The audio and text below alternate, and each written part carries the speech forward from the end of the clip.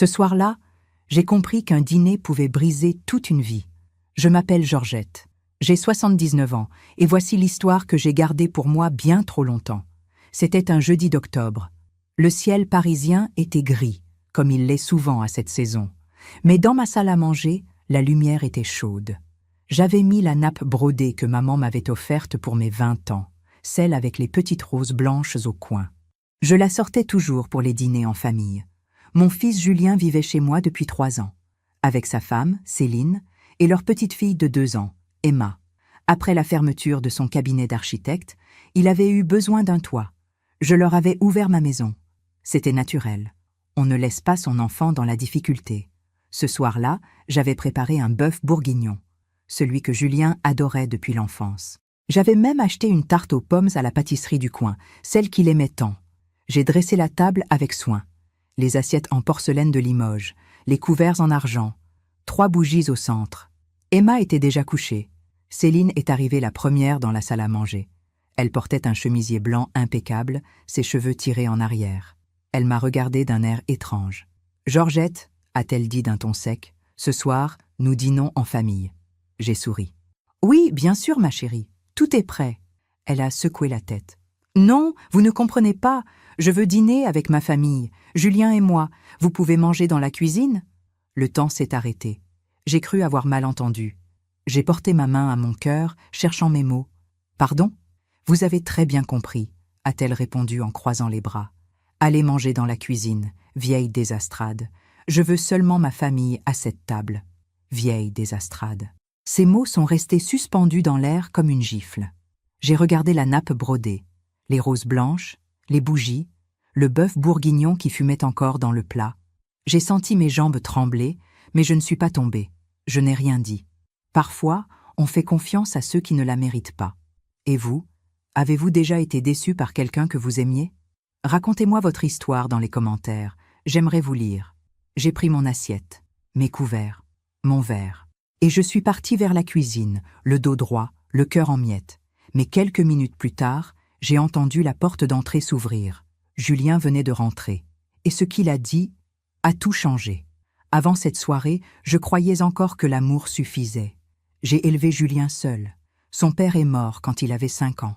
Un accident de voiture sur l'autoroute A6, un matin de décembre. Je me souviens du bruit du téléphone qui sonne à 6 heures du matin. Ce son-là, on ne l'oublie jamais. Après, il n'y avait plus que nous deux. Moi et mon petit garçon aux yeux clairs. J'ai travaillé comme secrétaire dans un cabinet d'avocats pendant 35 ans. Je partais tôt, je rentrais tard, mais le soir, je lui préparais toujours un vrai dîner. Pas de plats surgelés, de la vraie nourriture faite avec amour, du poulet rôti, des gratins, des légumes de saison. Et toujours, sur la nappe brodée, celle aux roses blanches. Cette nappe était devenue notre rituel. Quand elle était sur la table, cela voulait dire « nous sommes ensemble, nous sommes une famille ». Julien était un bon garçon, doux, intelligent, respectueux. Il m'embrassait tous les matins avant de partir à l'école. Il me disait « Maman, tu es la plus belle », même quand j'avais les cheveux défaits et les yeux fatigués. J'ai économisé pendant des années pour lui payer ses études d'architecture. J'ai vendu la voiture de son père. J'ai pris un crédit. Mais je voulais qu'il réussisse, qu'il ait ce que je n'avais jamais eu, une chance de choisir sa vie. Il a rencontré Céline à l'université, une jeune femme blonde, élégante, qui venait d'une famille aisée de Neuilly. Au début, elle était polie, souriante même. Elle m'appelait « belle maman » et me remerciait pour les repas. Mais après le mariage, quelque chose a changé. Des petites remarques, d'abord, sur ma façon de m'habiller, sur l'odeur de ma cuisine, sur mes meubles démodés. Elle ne disait jamais rien devant Julien, seulement quand nous étions seuls. « Georgette, vous devriez moderniser votre intérieur. Ça fait vraiment vieillot. » Je souriais. Je ne voulais pas créer de tension. Quand Julien a perdu son travail, il y a 3 ans, ils sont venus frapper à ma porte. Céline était enceinte de 6 mois. Ils n'avaient nulle part où aller. Leur appartement était trop cher. Ils avaient des dettes. Je leur ai ouvert ma maison. « Restez le temps qu'il faudra, » ai-je dit. « C'est votre maison aussi. » Julien m'a serré dans ses bras. « Merci, maman. Tu nous sauves la vie. » Céline a souri, mais ses yeux étaient froids. Au début, tout allait bien.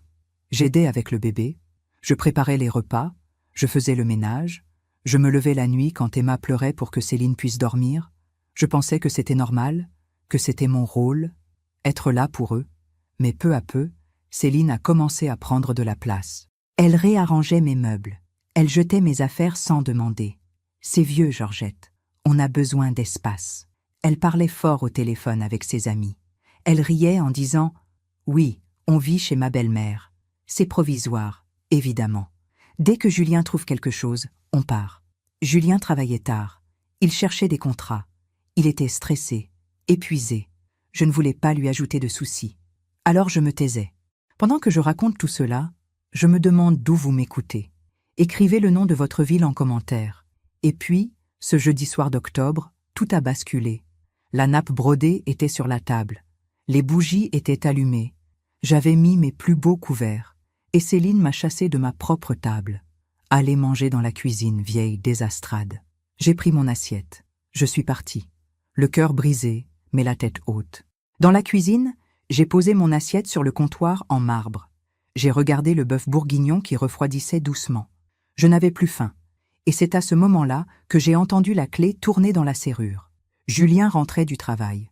J'ai entendu la clé tourner dans la serrure, puis la porte s'ouvrir, puis se refermer. « Bonsoir !» La voix de Julien résonnait dans l'entrée. Une voix fatiguée, mais pleine d'espoir. Ah, ça sent délicieux. Depuis la cuisine, j'ai fermé les yeux. J'ai serré mes mains l'une contre l'autre. Je ne savais pas quoi faire. Devais-je sortir? Devais-je rester cachée ici, dans ma propre cuisine, comme une intruse dans ma propre maison? J'ai entendu ses pas dans le couloir, le bruit de sa mallette qu'il posait par terre, puis sa voix, plus claire maintenant, venant de la salle à manger. « Céline? Maman? Vous êtes là ?» Un silence. Puis la voix de Céline, douce comme du miel. « Je suis là, mon amour. Ta mère, elle préférait manger dans la cuisine ce soir. Elle n'avait pas très faim, je crois. » Mon cœur s'est serré. Elle mentait. Elle mentait avec une facilité déconcertante. J'ai entendu Julien entrer dans la salle à manger. Dans la cuisine? Pourquoi? C'est bizarre. Oh, tu sais comment elle est, a répondu Céline d'un ton léger. Elle a ses habitudes. Ne t'inquiète pas. Viens, assieds-toi. J'ai tout préparé pour nous. Elle a tout préparé? C'est moi qui avais passé 3 heures à mijoter ce plat. C'est moi qui avais épluché les carottes, coupé les oignons, choisi le vin pour la sauce. C'est moi qui avais mis la table, allumé les bougies, sorti la nappe brodée. Et elle s'attribuait tout. Dans la cuisine, debout près du comptoir, j'ai senti quelque chose se briser en moi. Pas de la colère, pas encore. Plutôt une tristesse immense, profonde, qui montait du ventre et serrait la gorge. Comment en étions-nous arrivés là? J'ai regardé mon assiette vide. Le bœuf bourguignon refroidissait lentement. Je n'avais pas touché à la nourriture. Je ne pouvais pas. Pendant 79 ans, j'avais toujours mangé à table. Toujours. Même seule après la mort de mon mari. Même les soirs où j'étais épuisée. La table, c'était sacré. C'était le lieu où l'on se retrouve, où l'on partage, où l'on existe ensemble. Et ce soir, on m'en avait chassé. J'ai entendu des bruits d'assiettes, des rires étouffés, la voix de Julien qui racontait sa journée, Céline qui répondait par petites phrases, jouant son rôle de femme parfaite. Je me suis assise sur la chaise près de la fenêtre, celle où je m'asseyais le matin pour boire mon café en regardant les toits de Paris. J'ai posé mes mains sur mes genoux, mes mains ridées, marquées par le temps et le travail. J'ai pensé à toutes ces années, à tous ces sacrifices, à toutes ces nuits blanches quand Julien était petit et qu'il avait de la fièvre, à tous ces repas que j'avais préparés avec amour, à tous ces moments où j'avais mis mes propres besoins de côté pour qu'il ait tout ce dont il avait besoin. Et maintenant, j'étais devenue une gêne, une vieille désastrade. Soudain, j'ai entendu la voix de Julien plus forte. « Attends, Céline, où est maman exactement? Je te l'ai dit, mon chéri, dans la cuisine. » Elle voulait manger tranquillement. Tranquillement? La voix de Julien contenait maintenant une pointe de doute. Maman mange toujours avec nous. Toujours. Même quand elle est fatiguée. Un silence. Puis j'ai entendu le bruit d'une chaise qui recule. Des pas. Julien venait vers la cuisine. Mon cœur battait fort. Je ne savais pas quoi lui dire. Je ne voulais pas créer de conflit. Je ne voulais pas qu'il se sente coupable. Je ne voulais pas qu'il se dispute avec sa femme à cause de moi. La porte de la cuisine s'est ouverte. Julien est apparu. Grand, les épaules larges, les cheveux châtains légèrement décoiffés. Ses yeux clairs que je connaissais si bien, m'ont cherché. Il m'a vue, assise près de la fenêtre, seule, mon assiette vide devant moi sur le comptoir. Son visage a changé. Quelque chose s'est durci dans son regard. « Maman, qu'est-ce que tu fais ici ?» J'ai souri. Un sourire fragile, mais un sourire quand même. Je mangeais, mon chéri. Tout va bien. Il a regardé mon assiette, vide. Il a regardé mes mains, croisées. Il a regardé mon visage. Et j'ai su qu'il voyait la tristesse que j'essayais de cacher. « Pourquoi tu n'es pas à table avec nous ?» J'ai hésité. Les mots ne venaient pas. Comment dire à son fils que sa femme vous a humilié? Comment briser la paix de son foyer déjà fragile? Je n'avais pas très faim, ai-je murmuré. Julien a froncé les sourcils. Il connaissait ce mensonge. Il l'avait entendu 1000 fois dans sa vie. C'était le mensonge des mères qui se sacrifient, le mensonge de celles qui cachent leur douleur pour protéger les autres. « Maman, » a-t-il dit doucement, « dis-moi la vérité. » Mes lèvres ont tremblé. J'ai détourné le regard vers la fenêtre. Dehors, la nuit tombait sur Paris. Les lumières des immeubles d'en face s'allumaient une à une. « Julien, tout va bien, vraiment. Va dîner avec Céline. » Mais il ne bougeait pas. Il me regardait avec cette intensité qu'il avait enfant quand il savait que quelque chose n'allait pas. Puis, lentement, il s'est approché du comptoir. Il a vu les 3 assiettes que j'avais sorties. Il a vu la nappe brodée dans la salle à manger, visible depuis la porte ouverte. Il a vu les bougies allumées. Il a vu la table dressée pour 3 personnes. Et il a compris. Son visage s'est assombri. « Elle t'a demandé de manger ici », a-t-il dit. Ce n'était pas une question. C'était une affirmation. Je n'ai rien répondu. Il a serré les mâchoires. J'ai vu ses poings se fermer. Puis il a inspiré profondément, comme pour se calmer. « Reste ici », a-t-il dit d'une voix blanche. « Je reviens. » Et il est reparti vers la salle à manger. J'ai entendu ses pas, lourds, déterminés. Puis sa voix, froide, que je ne lui connaissais pas. « Céline, pourquoi ma mère mange-t-elle dans la cuisine ?» Un silence. Puis la voix de Céline, toujours douce, toujours contrôlée. « Elle a choisi, Julien. Je te l'ai dit. Ne fais pas une scène pour rien. » Elle a choisi. La voix de Julien montait. Ma mère, qui met toujours la nappe brodée pour les dîners en famille, qui prépare nos plats préférés depuis des années, a soudainement choisi de manger seule dans la cuisine. « Tu es fatigué, mon chéri. Viens t'asseoir. Réponds-moi, Céline. » Un autre silence, plus long, plus lourd. Puis, enfin, la voix de Céline, moins douce maintenant, presque agacée. « J'en avais assez, d'accord? J'en avais assez qu'elle soit toujours là, toujours à nous observer, toujours à se mêler de tout. Je voulais dîner avec toi, avec ma famille. C'est trop demandé. » J'ai fermé les yeux. Voilà, la vérité sortait. « Ta famille ?» La voix de Julien tremblait maintenant. « Ta famille ?» Oui, Julien. Toi, moi, Emma, notre famille. Ta mère, c'est différent. Ce qui s'est passé ensuite, je ne l'oublierai jamais. J'ai entendu Julien marcher, puis le bruit d'une chaise qu'on déplace, puis ses pas qui revenaient vers la cuisine. Il est entré. Il m'a regardé. Et dans ses yeux, j'ai vu quelque chose que je n'avais pas vu depuis longtemps. De la détermination. « Viens, maman, » a-t-il dit en me tendant la main. « Julien, ce n'est pas la peine. Viens. » J'ai pris sa main. Elle était chaude, forte, comme quand il était petit et qu'il me tenait la main pour traverser la rue. Il m'a guidée hors de la cuisine, dans le couloir, vers la salle à manger. Céline était debout près de la table, les bras croisés, le visage fermé. Julien m'a amené jusqu'à la table. Puis il s'est tourné vers Céline. Et ce qu'il a dit a tout changé. Julien m'a amené jusqu'à la table. Il tenait toujours ma main. Je sentais sa chaleur, sa force. Céline nous regardait, debout près de sa chaise, les bras croisés. Son visage était pâle. Elle avait compris que quelque chose venait de basculer. « Julien, » a-t-elle commencé d'une voix plus douce, « tu es fatigué. On peut en parler demain, calmement. »« Non, » a-t-il coupé. « On va en parler maintenant. » Il m'a lâché la main et s'est tourné vers elle. Je suis restée là, immobile, ne sachant pas quoi faire. Mon cœur battait si fort que j'avais peur qu'il l'entende. « Céline, » a dit Julien d'une voix calme mais ferme, « je veux que tu regardes cette table. » Elle a jeté un coup d'œil rapide. La nappe brodée, les assiettes en porcelaine, les couverts en argent, les bougies qui brûlaient doucement. « Regarde bien, » a-t-il insisté. « Qui a mis cette table ?» Céline a serré les lèvres. Elle ne répondait pas. Qui a préparé ce repas? A continué Julien. Qui a passé des heures dans la cuisine pour nous faire plaisir? Julien, réponds-moi. Un silence. Puis, dans un souffle, ta mère. Oui, ma mère. Julien a fait un pas vers elle. Et toi, qu'est-ce que tu as fait? Tu t'es approprié son travail. Tu l'as chassé de sa propre table. Tu l'as traité de... Il s'est arrêté. Sa voix tremblait. De vieille désastrade. Céline a pâli encore plus. Je ne pensais pas... Tu ne pensais pas quoi? La voix de Julien était glaciale maintenant. Tu ne pensais pas que je la prendrais? Tu ne pensais pas que c'était grave?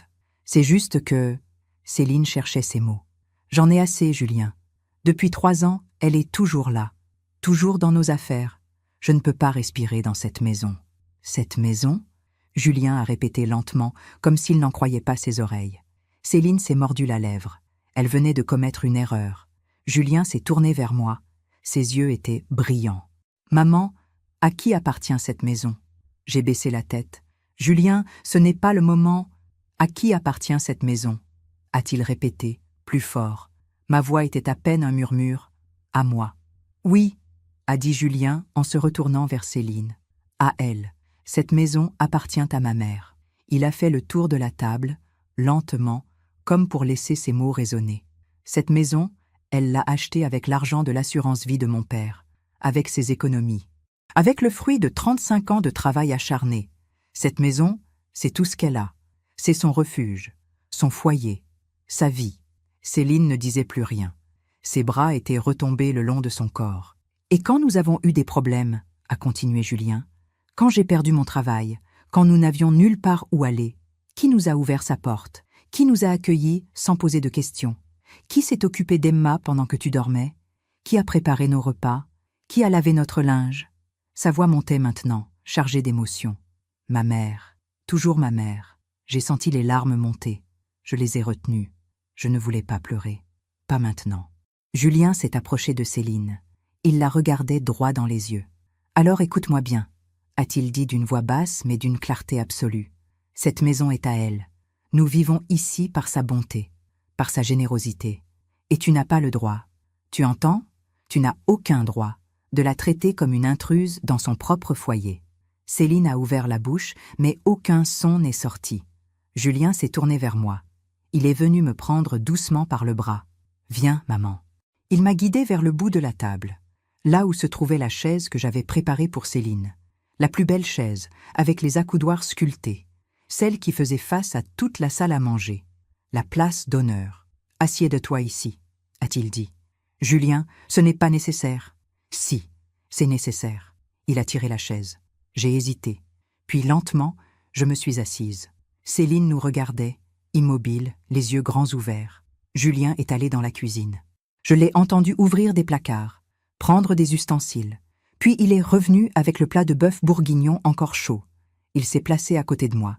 Et il m'a servi, avec soin, avec attention, comme on sert une reine. « Voilà, maman, » a-t-il dit doucement, « le meilleur morceau pour toi. » Mes mains tremblaient. Je les ai posées sur mes genoux pour qu'il ne le voie pas. Julien a posé le plat sur la table. Puis, il s'est tourné vers Céline, qui se tenait toujours debout, figée. « Tu peux t'asseoir, » a-t-il dit, « si tu acceptes les règles de cette maison. » Céline a dégluti. Ses yeux brillaient. Je ne savais pas si c'était de la colère ou de la honte. « Et quelles sont ces règles ?» a-t-elle demandé d'une voix blanche. « Le respect, » a répondu Julien simplement. « Le respect envers celle qui nous accueille. Le respect envers celle qui nous nourrit. Le respect envers ma mère. » Le silence qui a suivi était si lourd qu'on aurait pu l'entendre. Céline a regardé la table, la nappe brodée, les bougies, les assiettes, puis elle m'a regardée, assise à la place d'honneur. Ses lèvres tremblaient. Elle a fermé les yeux. « Je suis désolée. » Les mots étaient sortis dans un souffle, à peine audible. Julien n'a rien dit. Il attendait. Céline a ouvert les yeux. Elle s'est tournée vers moi. Et pour la première fois depuis 3 ans, j'ai vu quelque chose dans son regard qui ressemblait à de la conscience. « Georgette » a-t-elle dit, et sa voix se brisait. « Je suis désolée. Je n'aurais jamais dû... » Elle ne finissait pas ses phrases. Les larmes coulaient maintenant sur ses joues. Je ne sais pas ce qui m'a pris. J'étais jalouse. Jalouse de votre lien avec Julien. Jalouse de votre force. J'avais l'impression d'être invisible. Elle a essuyé ses larmes d'un geste brusque. Mais ça ne justifie rien. Ce que j'ai dit était impardonnable. Je l'ai regardée. Cette jeune femme de 35 ans qui pleurait devant moi. Cette belle fille que je ne comprenais pas. Cette mère d'Emma. Je me demande encore si j'ai fait le bon choix. Et vous? Qu'auriez-vous fait à ma place? J'ai inspiré profondément. Assieds-toi, Céline, ai-je dit doucement. Elle a levé les yeux vers moi, surprise. Assieds-toi. Le dîner refroidit. Julien m'a regardé. Dans ses yeux, j'ai vu de la fierté et de l'amour. Céline s'est approchée lentement de la table. Elle s'est assise à côté de Julien, en face de moi. Julien lui a servi une assiette. Puis il s'est servi. Et nous avons mangé en silence. Un silence différent. Pas celui de la honte ou de la colère. Un silence où quelque chose venait de se dire, où quelque chose venait de changer. La nappe brodée brillait doucement sous la lumière des bougies. Les roses blanches, au coin, semblaient plus vivantes que jamais. J'ai mangé lentement. Chaque bouchée avait un goût particulier ce soir-là. Un goût de dignité retrouvé. Mais dans mon cœur, je savais que ce n'était pas fini. Les excuses, c'est une chose. Les actes, c'en est une autre. Et la vie, j'allais l'apprendre, a une façon bien à elle de rendre justice. Les jours qui ont suivi ce dîner ont été étranges. Céline était différente, plus polie, plus discrète. Elle me disait « Bonjour » le matin. Elle me remerciait pour les repas. Elle rangeait même sa vaisselle. Mais quelque chose sonnait faux. Vous savez, quand on vit longtemps, on apprend à lire les gens. On voit ce qui se cache derrière les sourires. On entend ce qui n'est pas dit. Et moi, je voyais bien que Céline ne jouait qu'un rôle. Le lendemain du dîner, elle est venue dans la cuisine pendant que je préparais le petit déjeuner. Elle s'est approchée de moi, les mains croisées devant elle. « Georgette », a-t-elle dit d'une voix douce, « je voulais vous redire, pour hier soir, je suis vraiment désolée. J'ai continué à beurrer mes tartines. C'est oublié, ma chérie. » « Non, ce n'est pas oublié. » Elle a secoué la tête. Ce que j'ai dit était horrible. Je ne me reconnaissais pas. Je l'ai regardé. Ses yeux étaient sincères, ou du moins, ils essayèrent de l'être. « Nous oublions tous qui nous sommes parfois, » ai-je répondu doucement. « L'important, c'est de revenir à soi. » Elle a hoché la tête, puis elle est repartie. Mais le soir même, alors que je passais devant leur chambre, j'ai entendu des voix, des chuchotements. Je me suis arrêtée malgré moi. « Je fais des efforts, Julien, » disait Céline. « Tu vois bien que je fais des efforts. »« Oui, et je t'en remercie. » La voix de Julien était fatiguée. « Mais il faut que ce soit sincère, Céline. Ma mère le sentira sinon. »« C'est sincère ?» La voix de Céline montait légèrement. « Mais avoue que c'est difficile. 3 ans dans cette maison. 3 ans à ne pas avoir notre propre espace, notre propre vie. » Un silence. « Je sais, » a murmuré Julien. « Je cherche du travail. Chaque jour. Je fais tout ce que je peux. Je sais, mon amour. » La voix de Céline redevenait douce. « Je ne te reproche rien. C'est juste que j'ai besoin de notre intimité, de notre famille, juste nous 3. » Je suis repartie sans bruit, le cœur lourd. Juste nous 3. Encore ces mots. Toujours ces mots. Les semaines ont passé. Céline continuait ses efforts. Elle me souriait. Elle m'aidait à mettre la table. Elle me demandait même des conseils pour cuisiner. Mais je la surprenais parfois, quand elle pensait que je ne regardais pas. Son visage se fermait. Ses mâchoires se serraient. Ses yeux regardaient les murs de ma maison comme s'ils étaient une prison. Un après-midi, j'ai trouvé un papier sur la table de la cuisine. Une brochure immobilière. Des appartements à vendre dans le 15e arrondissement. Très cher.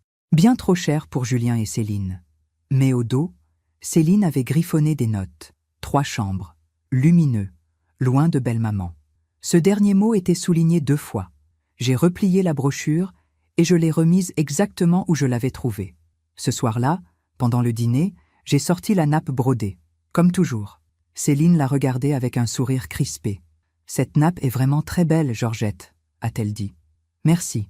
Elle appartenait à ma mère. »« Oui, vous me l'avez déjà dit. » Elle a détourné les yeux. Plusieurs fois, Julien lui a lancé un regard d'avertissement. « Je veux dire, » s'est reprise Céline rapidement, « c'est merveilleux d'avoir des objets de famille, des souvenirs. » Mais le ton était faux. Tout était faux. Emma, qui avait maintenant 3 ans, babillait dans sa chaise haute. Elle tendait ses petites mains vers moi. « Mamie! Mamie !» Elle m'appelait toujours comme ça. « Mamie !» Mon cœur fondait chaque fois. Je me suis levée pour lui donner un peu de purée.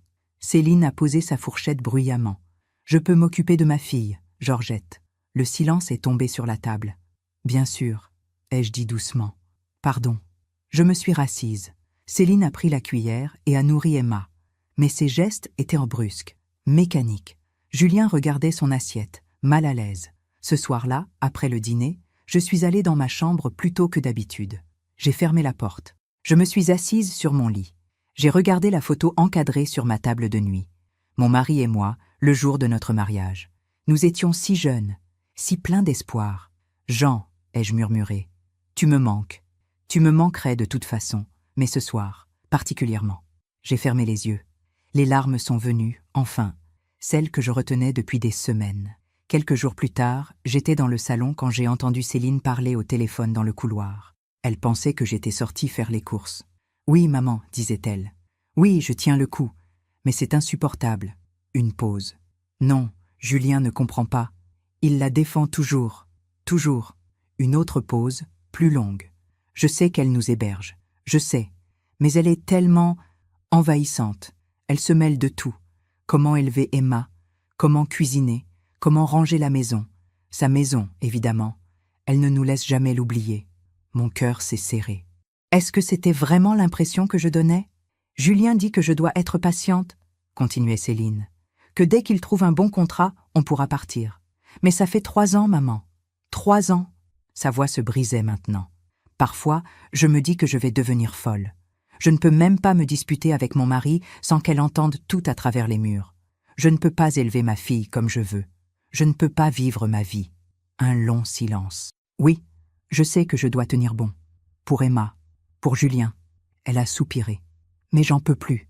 J'en peux vraiment plus. Elle a raccroché. Je suis restée immobile dans le salon. Mon livre ouvert sur mes genoux, mais je ne lisais pas. Je ne voyais rien. Était-ce vraiment ce qu'elle ressentait? Après tout ce que j'avais fait pour eux, je me suis levée. J'ai marché jusqu'à la fenêtre. Dehors, Paris s'éveillait sous un ciel gris. Des gens marchaient, pressés, avec leur vie, leurs problèmes, leurs joies. Et moi, j'étais là, dans ma propre maison, me sentant comme une intruse. Ce soir-là, j'ai décidé de ne pas préparer de grand dîner. J'ai fait quelque chose de simple. Des pâtes, une salade, pas de nappe brodée, juste la toile cirée ordinaire. Quand Céline est entrée dans la salle à manger et qu'elle a vu la table, j'ai cru voir un éclair de satisfaction dans ses yeux. Pendant le repas, elle était presque joyeuse. Elle parlait de sa journée. Elle riait avec Julien. Elle ne m'a adressé la parole qu'une seule fois pour me demander de passer le sel. J'ai compris quelque chose ce soir-là. Elle n'avait jamais vraiment changé. Les excuses, la politesse, tout ça n'était qu'une façade. Un masque qu'elle portait pour Julien. Mais derrière le masque, elle attendait. Elle attendait le moment où elle pourrait enfin partir, où elle pourrait enfin avoir sa vie. Sans moi. Cette nuit-là, je n'ai pas dormi. Je suis restée éveillée dans mon lit, regardant le plafond, pensant à tout, à ces 3 dernières années, au sacrifice, à l'amour que j'avais donné. Et je me suis demandé, est-ce que l'amour suffisait? Est-ce que le fait d'aimer quelqu'un nous donnait le droit d'attendre de la reconnaissance? Est-ce que le fait de tout donner garantissait qu'on serait respecté? Je ne connaissais pas les réponses. Mais le lendemain matin, quelque chose allait arriver qui changerait tout. Quelque chose que je n'aurais jamais pu prévoir. Une découverte, une révélation. Quelque chose qui me montrerait le vrai visage de Céline et qui mettrait mon cœur de mère à l'épreuve la plus difficile de ma vie. C'était un jeudi matin. Julien était parti tôt pour un rendez-vous avec un client potentiel. Céline avait emmené Emma chez le pédiatre. J'étais seule dans la maison. Je faisais le ménage, comme tous les jeudis. J'ai commencé par le salon, puis la cuisine. Ensuite, j'ai monté à l'étage pour aspirer le couloir. En passant devant la chambre de Julien et Céline, j'ai remarqué que la porte était entr'ouverte. Je n'entre jamais dans leur chambre. Jamais. C'est leur espace privé. Je respecte cela. Mais ce matin-là, j'ai vu quelque chose qui m'a arrêté net. Sur le lit, ouvert, il y avait l'ordinateur portable de Céline. L'écran était allumé. Je n'aurais pas dû regarder. Je le sais. Mais mes yeux se sont posés sur l'écran malgré moi. C'était une conversation, un échange de messages avec sa mère. Et ce que j'ai lu m'a glacé le sang. Céline. Maman, je n'en peux plus. Cette femme me rend folle. Sa mère. Ma chérie, tiens bon. Julien finira par trouver du travail. Céline. Mais quand? Ça fait 3 ans. Et pendant ce temps, elle s'incruste de plus en plus dans nos vies. Sa mère. Tu as parlé à Julien? Céline. Je ne peux pas. Il la défend toujours. Tu aurais dû voir la scène qu'il m'a faite l'autre soir, juste parce que j'ai voulu dîner en tête-à-tête avec lui. Je me suis figée. Elle ne racontait pas la vérité. Pas du tout. Sa mère. Et pour Emma, tu as réussi à... Céline. Oui, je fais attention. Quand Georgette lui parle, j'interviens toujours. Je la reprends, je la corrige. Emma commence à comprendre qu'il ne faut pas trop s'attacher à sa grand-mère. Mon cœur s'est arrêté. Céline. L'autre jour, Emma voulait que Georgette lui lise une histoire. J'ai dit non. J'ai expliqué à Emma que maman était fatiguée, que mamie avait d'autres choses à faire. Emma a pleuré, mais elle s'est calmée. Sa mère. Tu fais bien. Il faut créer de la distance. Sinon, quand vous partirez, ce sera trop difficile pour la petite. Céline. Exactement. Et puis, franchement, je ne veux pas qu'Emma grandisse en pensant que c'est normal qu'une vieille femme contrôle toute une maison. Mes jambes tremblaient. Je me suis appuyée contre le mur. Sa mère. Et l'argent? Tu as parlé à Julien de ce dont on a discuté? Céline. Pas encore. C'est délicat. Mais je pense qu'il faut qu'on commence à réfléchir à l'avenir. Cette maison vaut une fortune. Si Georgette acceptait de la vendre, ou au moins de nous la léguer maintenant, on pourrait acheter notre propre appartement et lui payer une petite résidence pour senior. Sa mère. C'est une excellente idée. Elle serait bien mieux dans un endroit adapté à son âge, avec des gens de sa génération. Céline. C'est ce que je pense aussi. Mais il faut que j'amène Julien à cette idée progressivement. Il est tellement attaché à elle. C'est presque malsain. J'ai fermé les yeux. Le monde tournait autour de moi. Une résidence pour senior. Vendre ma maison. Éloigner Emma de moi. Tout était calculé. Planifié. Froid. J'ai reculé lentement. Silencieusement. Je suis descendue dans le salon. Je me suis assise dans mon fauteuil, celui près de la fenêtre où je lis le matin. Mes mains tremblaient. Pendant 79 ans, j'avais cru en la bonté des gens. J'avais cru qu'avec de l'amour, on pouvait tout surmonter, que la famille était sacrée, que le sang était plus fort que tout. Mais là, assise dans mon salon, dans la maison que j'avais achetée avec mes propres mains, dans le foyer que j'avais construit pour mon fils, je voyais la vérité. Céline ne voulait pas seulement partir. Elle voulait me faire partir. Elle voulait ma maison, mon argent, ma vie. Et elle voulait m'effacer de la vie d'Emma. Je ne sais pas combien de temps je suis restée assise là. 1 heure, peut-être 2. Quand j'ai entendu la clé dans la serrure, je me suis levée. J'ai essuyé mes yeux. J'ai redressé mes épaules. Céline est entrée avec Emma dans les bras. La petite dormait, la tête posée sur l'épaule de sa mère. « Bonjour, Georgette », a dit Céline avec son sourire habituel. « Le rendez-vous chez le médecin s'est bien passé. Emma va très bien. » Je l'ai regardée. Cette femme qui me souriait. Cette femme qui complotait dans mon dos. « Tant mieux », ai-je répondu d'une voix que je ne reconnaissais pas, froide, distante. Céline a froncé les sourcils. « Vous allez bien? Vous avez l'air... Je vais très bien. » Elle m'a observé un instant, puis a haussé les épaules. « Bon, je vais coucher Emma. » Elle est montée à l'étage. Je suis retournée dans mon fauteuil. J'ai regardé par la fenêtre, les toits de Paris sous le ciel gris, les cheminées qui fumaient, la vie qui continuait, indifférente, et j'ai pris une décision. Je n'allais rien dire à Julien. Pas maintenant. Pas comme ça. Parce que je le connaissais, mon fils. Je savais qu'il se déchirerait entre sa mère et sa femme. Je savais qu'il souffrirait. Je savais que cela détruirait quelque chose en lui. Non. J'allais attendre, observer, comprendre. Et quand le moment viendrait, j'agirais. Mais pas par vengeance. Jamais par vengeance. Par amour. Par protection. Pour mon fils. Pour ma petite fille. Et pour moi-même. Aussi. Pour la dignité que j'avais presque oubliée. Ce soir-là, au dîner, j'ai sorti la nappe brodée. Celle aux roses blanches. Céline l'a regardée avec surprise. « Oh, la belle nappe. C'est une occasion spéciale? » « Non, » ai-je répondu calmement. « C'est juste un jeudi ordinaire. » Mais ce n'était pas un jeudi ordinaire. C'était le jour où j'avais ouvert les yeux. Le jour où j'avais vu ce que je refusais de voir depuis 3 ans. Le jour où j'avais compris que parfois, l'amour ne suffit pas. Parfois, il faut aussi du courage, de la lucidité et de la force. Julien est rentré tard ce soir-là. Il avait l'air fatigué, mais heureux. « Le rendez-vous s'est bien passé », a-t-il annoncé en embrassant Céline. « Le client est intéressé. Ça pourrait déboucher sur un gros contrat. C'est merveilleux. Céline l'a serré dans ses bras. Ses yeux brillaient. Un gros contrat, pensai-je. Assez pour partir. Assez pour me laisser seule. Nous avons mangé dans un semblant de bonne humeur. Julien racontait son rendez-vous. Céline souriait, attentive. Emma babillait dans sa chaise haute. Et moi, j'observais. Je voyais tout maintenant. Chaque regard, chaque geste, chaque mot. Je voyais comment Céline détournait Emma quand la petite tendait ses bras vers moi. Je voyais comment elle changeait de sujet quand Julien me parlait. Je voyais comment elle occupait l'espace, petit à petit, me repoussant dans les marges de ma propre vie. Mais je ne disais rien. Pas encore. Parce que j'avais appris, au fil de mes 79 années, que la vérité finit toujours par éclater. Qu'on ne peut pas construire sa vie sur des mensonges. Que le temps, tôt ou tard, révèle tout. Et que la justice, même si elle tarde, finit toujours par arriver. Ce soir-là, en me couchant, j'ai repensé à la nappe brodée, aux roses blanches au coin, à ma mère qui me l'avait offerte. Les roses ont des épines, me disait-elle. N'oublie jamais ça, ma fille, même les plus belles. J'avais compris ce qu'elle voulait dire. La beauté peut cacher la douleur, la douceur peut masquer le poison, les sourires peuvent mentir, mais les épines, elles, ne mentent jamais. Et j'allais bientôt découvrir à quel point elles pouvaient blesser. 3 semaines ont passé depuis ma découverte. 3 semaines pendant lesquelles j'ai porté ce secret comme une pierre dans mon cœur. 3 semaines pendant lesquelles j'ai observé, écouté, compris. Et pendant ces 3 semaines, j'ai vu Céline continuer son jeu.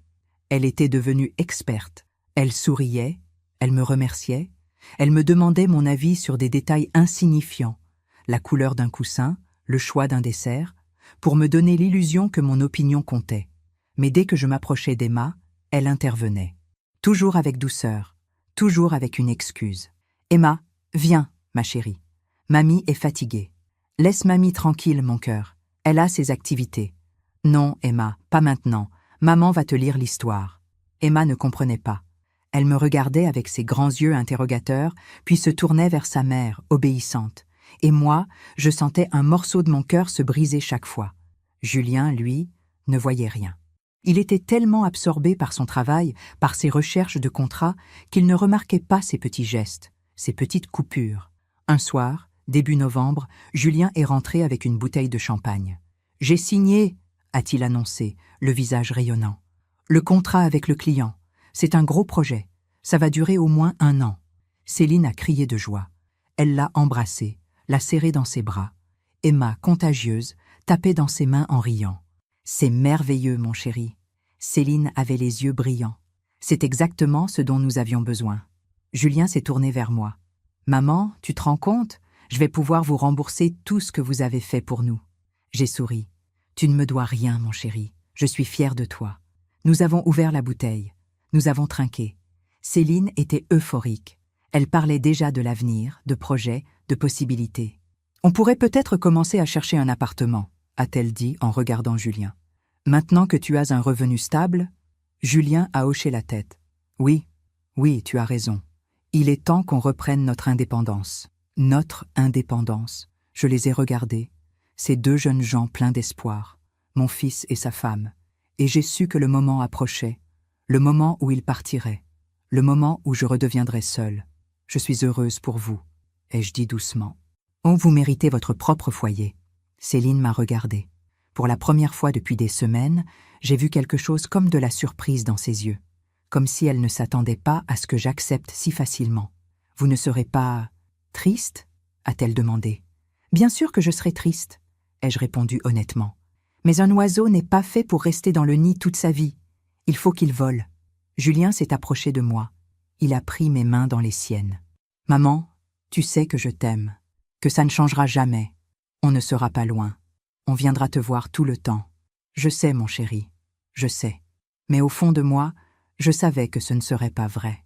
Céline ferait tout pour créer de la distance, pour espacer les visites, pour m'éloigner progressivement de leur vie. Je le savais parce que je l'avais entendu, parce que je l'avais lu dans ses messages. Ce soir-là, j'ai sorti la nappe brodée une dernière fois. J'ai préparé un festin. Un vrai repas de fête. Coq au vin, gratin dauphinois, haricots verts au beurre, et pour le dessert, une tarte tatin faite maison. Julien était émerveillé. « Maman, tu t'es surpassée. »« C'est une grande nouvelle, » ai-je dit simplement. « Ça mérite d'être célébré. » Nous avons mangé dans la joie. Julien racontait ses projets. Céline parlait des quartiers qu'elle aimerait habiter. Emma essayait de manger toute seule et se tâchait partout. C'était un moment parfait. Un de ces moments qu'on voudrait figer dans le temps. Mais sous ma joie, sous mon sourire, il y avait une tristesse profonde, parce que je savais que c'était un adieu. Après le dîner, Julien a monté coucher Emma. Céline et moi sommes restés dans la salle à manger. Elle débarrassait la table. Je rangeais les couverts. Le silence s'est installé entre nous. Un silence lourd, chargé. Puis, soudain, Céline s'est arrêtée. Elle a posé les assiettes qu'elle tenait. « Georgette » a-t-elle dit d'une voix étrange.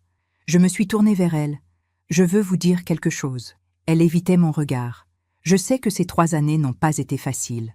Pour vous, pour nous. »« Non, » ai-je admis. « Elles ne l'ont pas été. » Elle a hoché la tête. « Je veux que vous sachiez que... » Elle cherchait ses mots. « Que je vous suis reconnaissante pour tout ce que vous avez fait.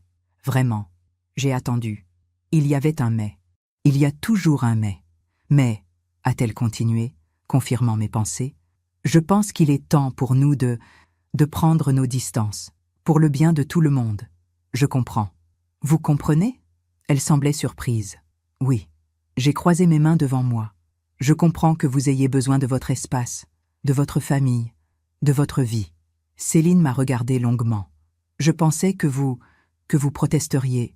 Pourquoi protesterais-je ? Ma voix était calme, presque sereine. Vous êtes adulte, vous savez ce qui est bon pour vous. Elle a baissé les yeux. Georgette, Céline. J'ai attendu qu'elle me regarde. Je sais. Vous savez quoi ? Je sais ce que vous pensez de moi. Je sais ce que vous avez dit à votre mère. Je sais pour les messages, pour vos plans, pour tout. Son visage est devenu blanc comme un linge. Comment ? Elle ne trouvait plus ses mots. Votre ordinateur, ai-je dit doucement. Il était ouvert, il y a 3 semaines. Je n'ai pas fait exprès. Mais j'ai vu. Céline a reculé d'un pas. Ses mains tremblaient. Georgette, je peux expliquer ? Non. J'ai levé la main. Vous n'avez pas besoin d'expliquer. Je comprends. Vous comprenez ? Sa voix montait. Alors pourquoi vous ne dites rien ? Pourquoi vous ne le dites pas à Julien ? Parce que ça ne servirait à rien. Je me suis approchée d'elle. Ça ne ferait que détruire votre couple. Et Julien ne mérite pas ça. Céline me regardait comme si elle me voyait pour la première fois. « Vous me détestez », a-t-elle murmuré. « Vous devez me détester. » Non, j'ai secoué la tête. Je ne vous déteste pas, Céline. Je suis triste pour vous. Triste que vous ayez si peur de ne pas être assez, si peur de perdre Julien, si peur de partager l'amour. Ses yeux se sont remplis de larmes. Mais je veux que vous sachiez une chose, ai-je continué d'une voix ferme. Vous pouvez partir, vous pouvez emmener Julien, vous pouvez créer votre vie. Mais Emma, ma voix s'est brisée un instant. J'ai repris, Emma mérite de connaître sa grand-mère. Elle mérite d'avoir toutes les personnes qui l'aiment dans sa vie. Et si vous essayez de m'effacer, si vous essayez de la couper de moi, ce n'est pas moi que vous blesserez. Ce sera elle. Céline pleurait maintenant. Des larmes silencieuses qui coulaient sur ses joues. Je ne sais pas qui je suis devenue, a-t-elle chuchoté. Je ne me reconnais plus. Alors, retrouvez-vous, ai-je dit doucement, avant qu'il ne soit trop tard. À ce moment-là, Julien est redescendu. Il nous a vus toutes les deux, debout dans la salle à manger. Le visage de Céline en larmes. Mon regard calme. « Qu'est-ce qui se passe ?» a-t-il demandé, inquiet. « Rien, mon chéri, » ai-je répondu avant que Céline ne puisse parler. Nous parlions juste d'Emma, de l'avenir. C'est émouvant. Julien nous a regardés, pas entièrement convaincus, mais il n'a pas insisté. Je me demande encore si j'ai fait le bon choix. Et vous ? Qu'auriez-vous fait à ma place ? Ce soir-là, en me couchant, j'ai su que j'avais pris la bonne décision. Je n'avais pas crié. Je n'avais pas accusé. Je n'avais pas détruit. J'avais dit la vérité. Avec dignité. Avec calme. Avec amour. Et maintenant, c'était à Céline de choisir. Choisir qui elle voulait être. Choisir le genre de personne qu'elle voulait devenir. Parce que dans la vie, nous avons toujours le choix. Et les choix que nous faisons, tôt ou tard, reviennent vers nous. Comme un écho, comme une justice, comme un karma. Novembre s'est transformé en décembre. Paris s'est paré de lumière de Noël. Les rues brillaient, Les vitrines scintillaient, et partout flottait cette atmosphère de fête qui précède les fêtes. Mais dans ma maison, quelque chose avait changé. Après notre conversation, Céline était devenue différente. Pas plus chaleureuse, non, mais plus vraie. Elle ne faisait plus semblant. Elle ne jouait plus de rôle. Elle me parlait peu. Mais quand elle le faisait, c'était avec honnêteté, sans faux semblant. Julien et elle passèrent leur soirée à chercher des appartements sur Internet. Je les entendais discuter dans leur chambre. Des quartiers, des prix, des écoles pour Emma. Ils allaient partir. C'était imminent. Et moi, j'apprenais à accepter. Un samedi après-midi, Julien est venu me trouver dans le salon. Il s'est assis en face de moi, les mains jointes, l'air sérieux. « Maman, il faut que je te parle. J'ai posé mon livre. Je t'écoute. Céline et moi, on a trouvé un appartement. Dans le 11e arrondissement. 3 chambres. Lumineux. Parfait pour nous. C'est merveilleux, mon chéri. » Mais il hésitait. « Il y a un problème. » J'ai attendu. L'appartement coûte cher. Très cher. Et même avec mon nouveau contrat, même avec nos économies, il nous manque de l'argent pour l'apport. Je voyais où il voulait en venir. Mon cœur s'est serré. Le notaire nous a suggéré, il regardait ses mains. Il a suggéré que tu pourrais peut-être nous prêter l'argent. Ou nous aider avec une partie de l'apport. Le silence est tombé entre nous. Combien ? Ai-je demandé doucement. 50 000 €. Il a levé les yeux vers moi, gêné. Je sais que c'est beaucoup, mais je te rembourserai. Chaque mois, je te signerai un papier. Tout serait officiel. 50 000 €. C'était presque toutes mes économies, l'argent que j'avais mis de côté pendant toute ma vie, pour mes vieux jours, pour les imprévus, pour ma sécurité. « Maman, je sais que c'est énorme de te demander ça. » La voix de Julien tremblait. « Mais on est si près du but, si près d'avoir enfin notre chez nous, et... Céline sait que tu me demandes cela ?» Il a hoché la tête. « Oui, c'est elle qui... » Il s'est interrompu. « Non, ce n'est pas juste de dire ça, c'est une décision qu'on a prise ensemble. » Mais je voyais bien. C'était Céline qui avait eu l'idée, Céline qui avait poussé. Une partie de moi voulait refuser. Cette partie blessée, fatiguée, qui avait tant donné et si peu reçu en retour. Mais l'autre partie, la partie mère, la partie qui avait élevé cet enfant seul, qui l'avait nourri, éduqué, aimé, cette partie ne pouvait pas dire non. « Laisse-moi réfléchir, » ai-je dit. « Je te donne ma réponse demain. » Cette nuit-là, je n'ai pas dormi. Je suis restée éveillée, regardant le plafond, pesant chaque option. Si je refusais, Julien serait déçu. Céline aurait une raison de plus de m'en vouloir. Il resterait peut-être plus longtemps ici, dans cette tension permanente. Si j'acceptais, je perdrais presque toutes mes économies. Je serais vulnérable, dépendante. Et je savais, au fond de moi, que Céline ne me laisserait jamais oublier ce geste. Elle le verrait comme un dû, comme une dette que je leur devais. Mais il y avait une troisième voie, une voie que j'avais apprise au fil des années, la voie du renoncement conscient, du don sans attente, de l'amour qui libère plutôt que celui qui retient.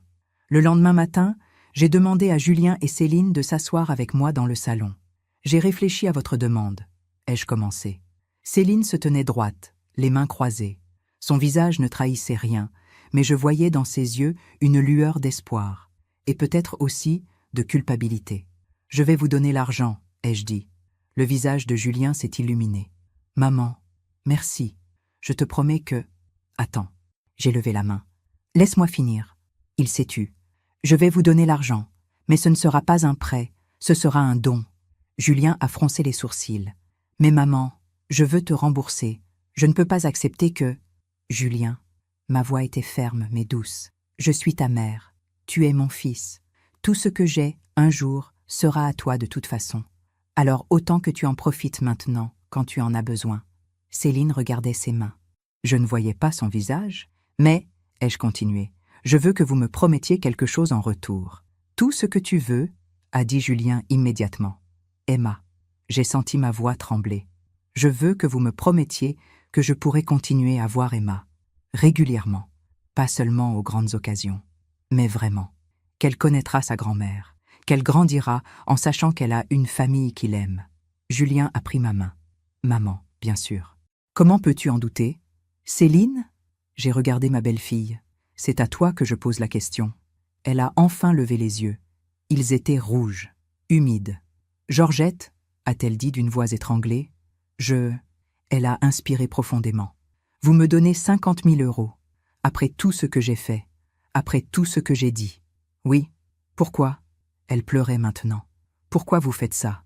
Parce que c'est mon fils, et que tu es la femme qu'il a choisie, et qu'Emma est ma petite fille. J'ai marqué une pause. Et parce que je crois que tu peux être meilleur que ce que tu as été.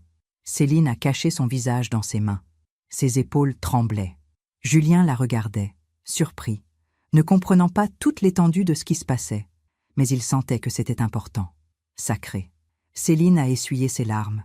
Elle m'a regardé droit dans les yeux. « Je vous promets, » a-t-elle dit. « Je vous promets qu'Emma connaîtra sa grand-mère, qu'elle vous aimera, et que... » Sa voix s'est brisée. « Et que j'essaierai d'être la personne que vous croyez que je peux être. » Ce n'était pas grand-chose. Ce n'était que des mots. Mais c'était un début. Les semaines suivantes ont été étranges, douces et amères à la fois. Julien et Céline préparaient leur déménagement. Ils triaient leurs affaires, achetaient des meubles, organisaient leur nouvelle vie.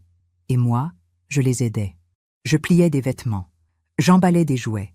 Je préparais des repas pour qu'ils aient moins à penser pendant cette période intense. Céline me regardait différemment maintenant, avec quelque chose qui ressemblait à du respect, ou peut-être à de la reconnaissance, ou peut-être simplement à de la honte transformée en humilité. Un soir, alors que Julien était sorti chercher des cartons, elle est venue dans la cuisine où je préparais le dîner. « Georgette, » a-t-elle dit, « puis-je vous aider ?»« Si tu veux. » Elle a pris un couteau et a commencé à couper les légumes. Nous avons travaillé en silence pendant quelques minutes. Puis elle a dit, sans me regarder, « J'ai eu peur de vous, pendant longtemps. » Peur de moi? J'étais surprise.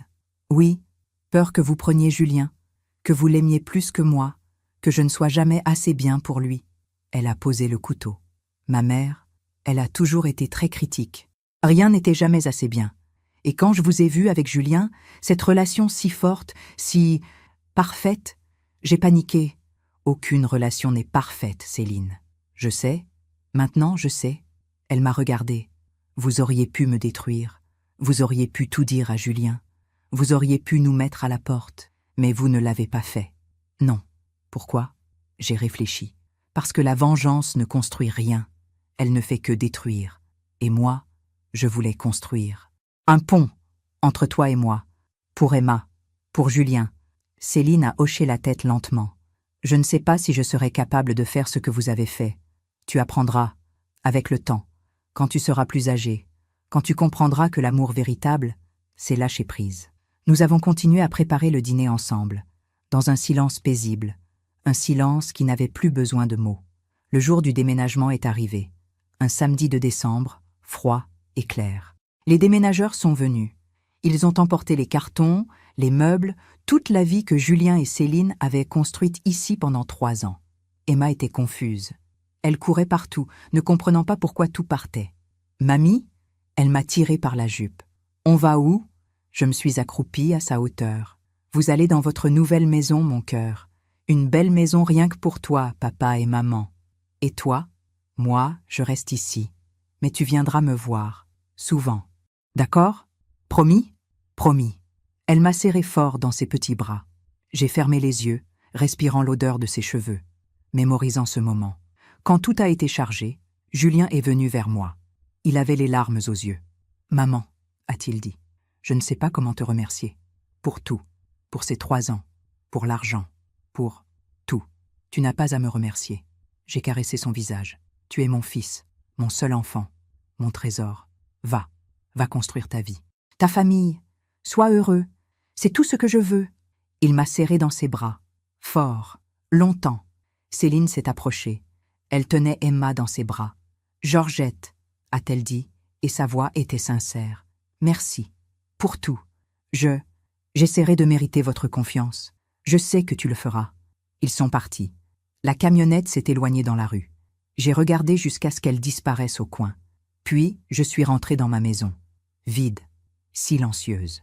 J'ai marché dans les pièces. La chambre de Julien, vide maintenant. La salle de bain où résonnaient les rires d'Emma le matin. Le salon où il regardait la télévision. Tout était si calme. Je me suis assise dans mon fauteuil près de la fenêtre. J'ai regardé les toits de Paris, le ciel gris de décembre, les lumières qui commençaient à s'allumer. J'avais tout donné, mon espace, mon argent, mon amour. Et maintenant, j'étais seule. Mais étrangement, je ne me sentais pas vide. Je me sentais libre, libre du poids des attentes, libre du besoin d'être aimée en retour, libre de la douleur de l'ingratitude.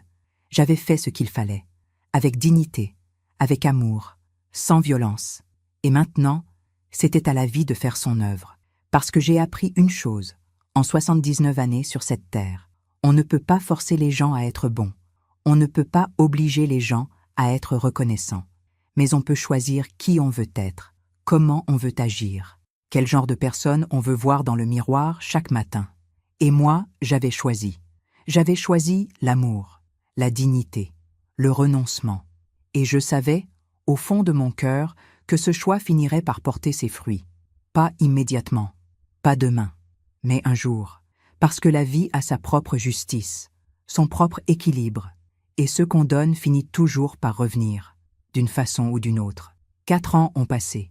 4 années pendant lesquelles la vie a suivi son cours. Les saisons ont tourné. Paris a vieilli d'un jour à la fois. Et moi aussi. J'ai 83 ans maintenant. Mes cheveux sont complètement blancs. Mes mains tremblent un peu le matin. Mais mon esprit est clair. Mon cœur, intact. Au début, après leur déménagement, Julien venait me voir chaque semaine. Il arrivait le dimanche après-midi avec Emma. Nous prenions le goûter ensemble. Emma me racontait sa nouvelle école, ses nouveaux amis. Céline venait parfois, pas toujours. Elle avait toujours une excuse, un rendez-vous, une fatigue, des courses à faire, mais elle respectait sa promesse. Elle laissait Emma venir. Puis, petit à petit, les visites se sont espacées. 1 fois par semaine est devenue 1 fois toutes les 2 semaines, puis 1 fois par mois, puis pour les grandes occasions seulement. Julien s'excusait chaque fois. « Maman, pardon, on a eu tellement de travail. » Emma avait une fête d'anniversaire. Céline n'était pas bien. Je comprenais. Ou plutôt, j'acceptais. La vie reprend ses droits. Les gens s'éloignent. C'est naturel. C'est douloureux, mais naturel. Emma a grandi. Elle est entrée au collège. Une belle jeune fille de 12 ans maintenant, avec les yeux de son père et le sourire de sa mère. Mais je la voyais de moins en moins. Les messages de Julien étaient brefs. Emma a beaucoup de devoirs. Elle a des activités le week-end. On viendra bientôt, promis. Bientôt. Ce mot qui ne veut rien dire. Ce mot qui repousse. Ce mot qui efface. Puis, il y a 6 mois, j'ai reçu un message de Julien. Court, distant. Maman, Céline est enceinte. On est très heureux. On te tiendra au courant. J'ai relu le message plusieurs fois, cherchant quelque chose entre les lignes. Une invitation, une émotion, une connexion. Mais il n'y avait rien, juste une information, froide, factuelle. Céline était enceinte. Ils allaient avoir un 2e enfant. Et moi, je l'apprenais par un message de 3 lignes. J'ai répondu « Félicitations, je suis heureuse pour vous. » Mais mon cœur pleurait. Les mois ont passé. Je n'ai eu aucune nouvelle, aucune visite, aucun appel. Jusqu'à ce soir d'octobre. Mon téléphone a sonné à 23 heures. Tard, trop tard. J'ai reconnu le numéro de Julien. Mon cœur s'est accéléré. Quelque chose n'allait pas. Allô? Maman. La voix de Julien était brisée, tremblante. Maman, il faut que tu viennes. Que se passe-t-il? C'est Céline. Elle a fait une hémorragie. Elle est à l'hôpital. Le bébé, sa voix s'est brisée. Le bébé va bien, mais Céline, elle est en soins intensifs. J'ai attrapé mon manteau, mes clés. En 10 minutes, j'étais dans un taxi. L'hôpital Cochin, couloir blanc, lumière froide, odeur de désinfectant. J'ai trouvé Julien dans la salle d'attente, recroquevillé sur une chaise en plastique, le visage dans les mains. Julien. Il a levé la tête. Ses yeux étaient rouges, gonflés. Il avait l'air d'un enfant perdu. Maman. Il s'est jeté dans mes bras. Maman, j'ai eu si peur. Je l'ai serré contre moi. Comme quand il était petit, comme quand le monde était trop grand et trop dur. Raconte-moi. Il a expliqué entre 2 sanglots. L'accouchement prématuré, les complications, l'hémorragie massive, les médecins qui avaient sauvé le bébé, mais Céline était encore en danger. Elle pourrait mourir, maman. Il tremblait. Elle pourrait mourir, et je ne lui ai jamais dit « Chut, elle ne va pas mourir. Elle est forte. Je ne sais pas. Il pleurait maintenant. Les médecins disent qu'elle a perdu beaucoup de sang, qu'elle est fragile, qu'il faut attendre. Et Emma? Elle est à la maison, avec la voisine. Elle ne sait pas encore. Je ne savais pas quoi lui dire. Je vais aller la chercher, ai-je dit. Elle viendra chez moi. Tu resteras ici avec Céline. Maman, tu es sûre? Bien sûr que je suis sûre. C'est ma petite fille. J'ai pris un autre taxi. Je suis allée chercher Emma. Elle dormait. Je l'ai portée jusqu'à la voiture. Elle s'est réveillée à moitié. Mamie? Elle avait l'air confuse. Oui, mon cœur. Tu viens dormir chez mamie?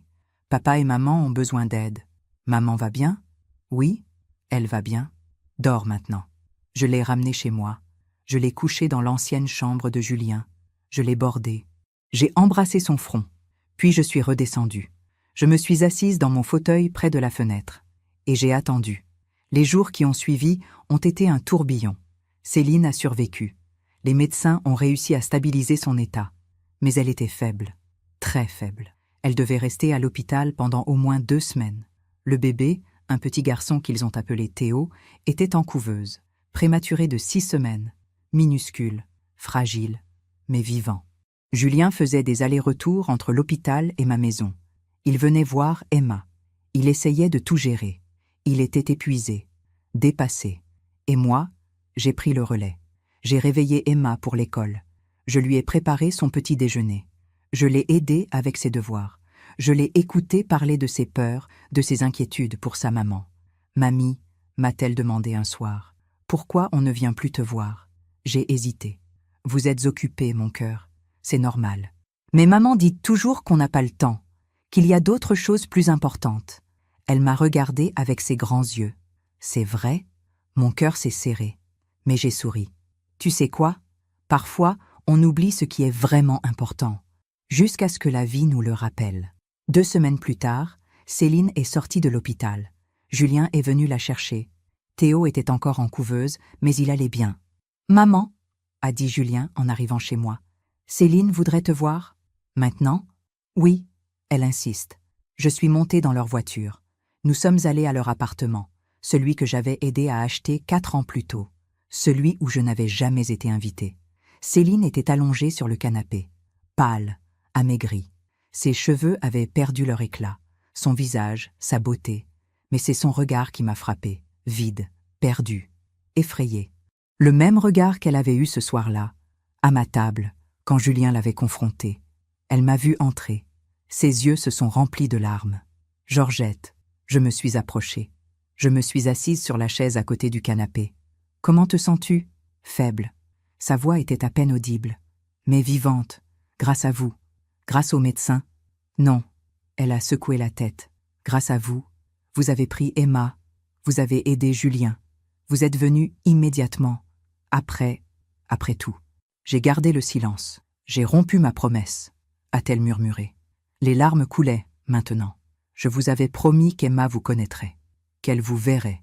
Et j'ai trouvé toutes les excuses du monde pour l'éloigner de vous. Céline. Non, laissez-moi parler. Elle pleurait franchement maintenant. Ces derniers jours, allongée dans ce lit d'hôpital, pensant que j'allais mourir, j'ai réalisé quelque chose. J'ai tout fait pour avoir ma vie, mon espace, ma famille. Mais à quel prix ?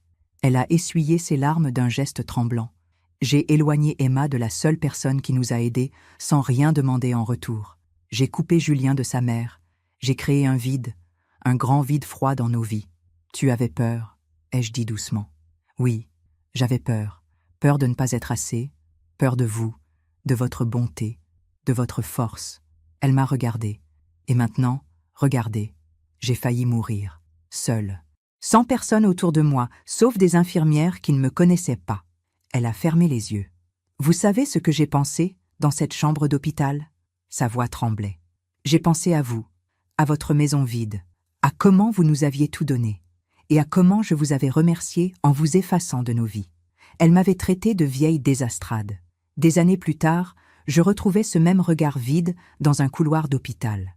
La vie finit toujours par rendre ce qu'on lui donne. Céline, ai-je dit en prenant sa main, tu as une seconde chance, nous avons tous une seconde chance. Je ne la mérite pas, peut-être, mais la vie ne donne pas ce qu'on mérite. Elle donne ce dont on a besoin pour grandir. Elle a serré ma main, fort, comme si elle se noyait et que j'étais sa bouée. « J'ai besoin de vous », a-t-elle chuchoté. « J'ai besoin de votre aide, avec Théo, avec Emma, avec tout. Je ne peux pas le faire seule. Tu n'es pas seule, tu as Julien. Julien ne peut pas tout faire. Et moi, je suis épuisée, brisée. J'ai besoin, elle a inspiré profondément. J'ai besoin d'une mère. Ces mots ont résonné dans la pièce. J'ai besoin d'une mère. Ma propre mère, a continué Céline. Elle m'a appelée une fois, une seule fois, pour me dire que j'aurais dû faire plus attention, que c'était ma faute si j'avais failli perdre le bébé. Elle a secoué la tête, amère. Toute ma vie, j'ai essayé de lui plaire, de gagner son approbation. Et tout ce que j'ai gagné, c'est cette froideur, cette distance. Elle m'a regardée. Vous m'avez donné de l'amour, même quand je ne le méritais pas. Vous m'avez pardonné même quand je vous ai blessé. Vous avez aidé ma fille alors que je vous avais rejeté. Parce que c'est ça, l'amour, ai-je dit doucement. L'amour ne compte pas. Il ne garde pas de rancune. Il donne, encore et encore. Céline pleurait sans bruit maintenant. Des larmes qui nettoyaient, qui libéraient. « Est-ce qu'il est trop tard ?» a-t-elle demandé. « Est-ce qu'il est trop tard pour recommencer ?» J'ai souri. « Il n'est jamais trop tard, ma fille. Jamais. Ma fille. » Je l'avais appelée ma fille. Et pour la première fois en 8 ans, c'était vrai. Ce soir-là, en rentrant chez moi, j'ai sorti la nappe brodée, celle aux roses blanches. Je l'ai posée sur ma table. Je l'ai lissée de la main. Les roses brillaient doucement sous la lumière de la lampe. Les épines et les pétales, la douleur et la beauté. Tout était là, entrelacé. La vie avait fait son œuvre, pas avec violence, pas avec vengeance, mais avec cette justice tranquille qui vient du temps et des épreuves. Céline avait voulu m'éloigner, et la vie l'avait éloignée d'elle-même. Elle avait voulu être seule avec sa famille, et la vie lui avait montré ce qu'était vraiment la solitude. Elle avait voulu tout contrôler. Et la vie lui avait appris la vulnérabilité. Ce n'était pas moi qui avais rendu justice, c'était la vie, comme elle le fait toujours, silencieusement, patiemment, inexorablement. Aujourd'hui, j'ai 83 ans, et je peux enfin dire « Je suis en paix ». Céline et Julien viennent me voir chaque dimanche, avec Emma et le petit Théo, qui a maintenant 6 mois. Un bébé magnifique, avec des yeux rieurs et un sourire qui illumine toute la pièce. Céline est différente, vraiment différente. Elle m'appelle souvent, elle me demande conseil, elle m'invite à leur fête de famille. Elle me dit « merci » pour des choses simples, un repas, un moment passé avec les enfants, une oreille attentive. L'autre jour, elle est venue seule. Elle s'est assise dans mon salon, là où nous nous étions affrontés il y a tant d'années. « Georgette », a-t-elle dit, « je voulais vous dire quelque chose. Je t'écoute. J'ai mis du temps à comprendre, trop de temps. » Elle a regardé ses mains. « Mais maintenant, je sais. Vous ne m'avez jamais pris Julien. Vous me l'avez donné. Et c'est moi qui ai failli tout gâcher par peur. » J'ai souri. La peur nous fait faire des choses que nous regrettons. Mais le courage nous fait grandir. Vous m'avez appris ça. Ses yeux brillaient. Vous m'avez appris que l'amour, ce n'est pas posséder, c'est libérer, donner, pardonner. Elle a pris ma main. Merci. Merci pour votre patience, pour votre pardon, pour tout. Ce soir, je sors la nappe brodée, celle aux roses blanches, celle qui a traversé tant de dîners, tant de larmes, tant de pardons. Demain, c'est dimanche. Ils viendront tous. Emma m'a dit qu'elle voulait m'aider à cuisiner. Théo gazouillera dans sa chaise haute. Julien racontera ses projets. Céline sourira, un vrai sourire. Et moi, je regarderai ma famille autour de cette table. La famille que j'ai presque perdue. La famille qui est revenue. Parce que j'ai appris une chose essentielle en 83 années de vie. La bonté finit toujours par porter ses fruits. Peut-être pas aujourd'hui, peut-être pas demain, mais un jour. Le temps est le grand maître. Il enseigne, il guérit, il révèle, et il récompense ceux qui savent attendre avec dignité. Merci de m'avoir écouté jusqu'au bout.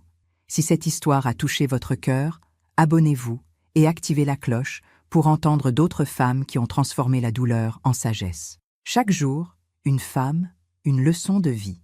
Partagez cette histoire avec quelqu'un que vous aimez. Parfois, une histoire change toute une journée. Que Dieu vous bénisse et à très bientôt. Si mon histoire aide ne serait-ce qu'une femme à ouvrir les yeux, alors tout cela aura eu un sens.